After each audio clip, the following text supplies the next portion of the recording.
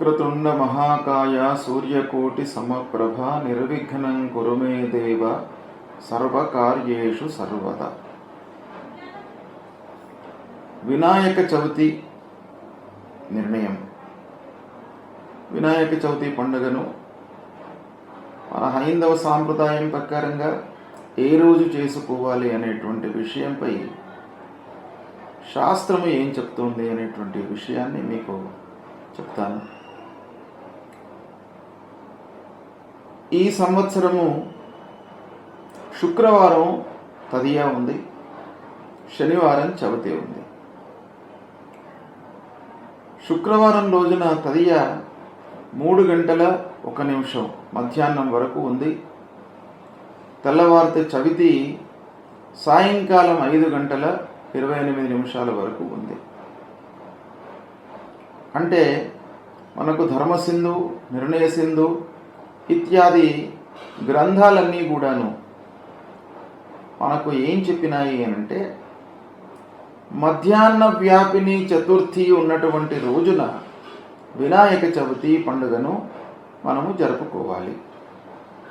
కనుక ఈ దినమానాన్ని మన శాస్త్రం ప్రకారంగా 5 భాగాలుగా విభజించారు. ప్రాతః, సంగమ, మధ్యాహ్న, అపరాహ్న, సాయాహ్న కాలములు అనేటి 5 విభాగాలు మనకు శాస్త్రం చేసింది.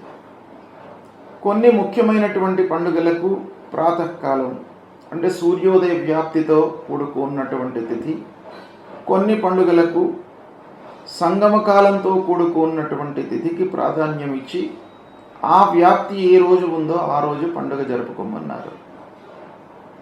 ఇక కొన్ని పండుగలకు మధ్యాహ్న వ్యాప్తి ఉన్నటువంటి తిథి ఏ రోజున ఉందో ఆ రోజున ఆ పండుగ జరుపుకోమన్నారు.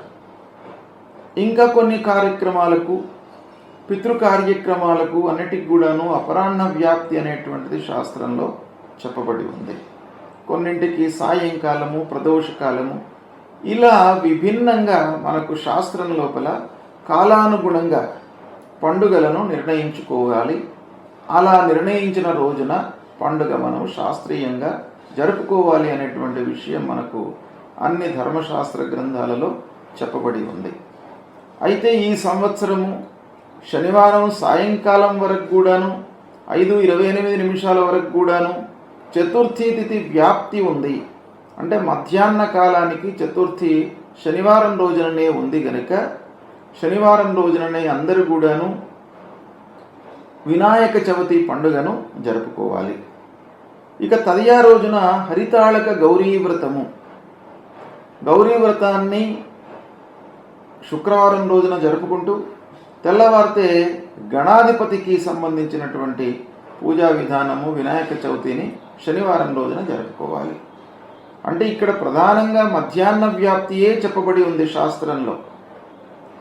చవితి ప్రదోషానికి ఉండాలి అనేటువంటిది, చంద్రదర్శనము చవితి సమయానికి చంద్రుడు ఉండడము అనేటువంటిది, చంద్రదర్శన నిషేధము అనేది శాస్త్రంలో చెప్పబడి ఉన్నప్పటికీ ప్రధానంగా పండుగ ఏ రోజు జరుపుకోవాలి అనేటువంటి సిద్ధాంత వాక్యము మధ్యాహ్న వ్యాపినే చెప్పబడి ఉంది కనుక అందరూ కూడాను నిస్సంశయంగా శనివారం రోజుననే వినాయక చవితి జరుపుకోవాలి. వినాయక చవితి రోజున ప్రాతకాలంలో లేచి స్నాన, సంధ్యా వందనాది అన్ని కార్యక్రమాలు చేసుకున్న తర్వాత మృణ్మయము అంటే మట్టితోని చేసినటువంటి వినాయక ప్రతిమకు పూజించాలి. ఆ వినాయక ప్రతిమను అనంత చతుర్దశి వరకు ప్రతినిత్యం కూడాను పూజిస్తూ అనంత చతుర్దశి రోజున మళ్ళీ గణేష విగ్రహాన్ని నిమజ్జనం చేయాలి. ఇది మనకు శాస్త్రము చెప్పబడి ఉంది.